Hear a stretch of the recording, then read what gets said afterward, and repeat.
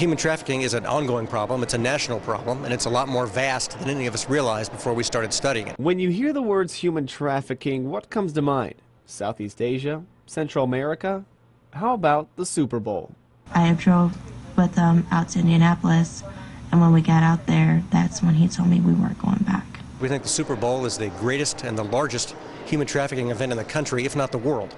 It's happened in Dallas when they had the Super Bowl there. It happened in Miami, and we're trying to hit it off at the pass here. Women, especially young girls, are being shipped to the Super Bowl cities and sold as prostitutes to meet the demand for sex at the event.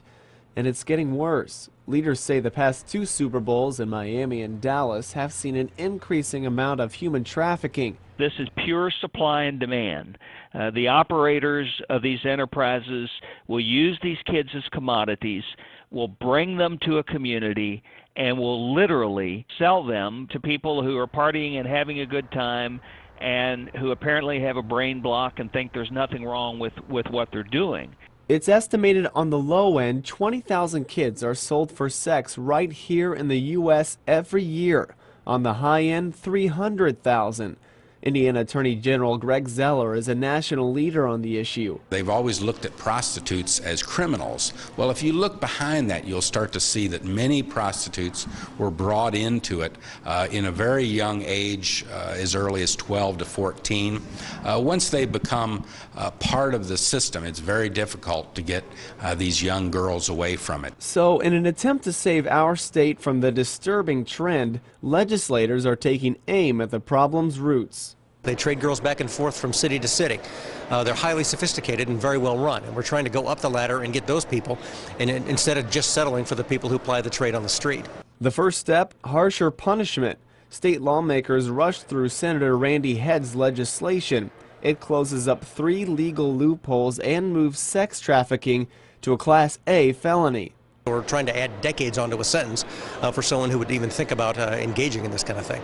Governor Daniels signed it into law Monday. Law enforcement officials have been trained to know what to look for and aren't revealing their game plan in stopping the crimes. But sadly, there's still that demand. Not only the pimp or the operator, but the customer can be prosecuted because it's illegal. It's a violation of the rights of the child. And that's where you come in. Attorney General Zeller, Colts Senator Jeff Saturday, and other leaders signed a pledge, quote, recognizing that men create the demand for prostituted young girls and children, and that better men have to end that demand. It's not just not buying a prostitute. That's one way of stopping it, but we really need, I think, better men to stand up and speak out against it so that people recognize that it's not going to be tolerated, it's no longer socially acceptable. The pledge is a first of its kind surrounding the Super Bowl, placing a call to action directly on the community to speak up and speak out against a problem leaders say mustn't be ignored. Better men need to stand up and speak out against the demand for purchased sex.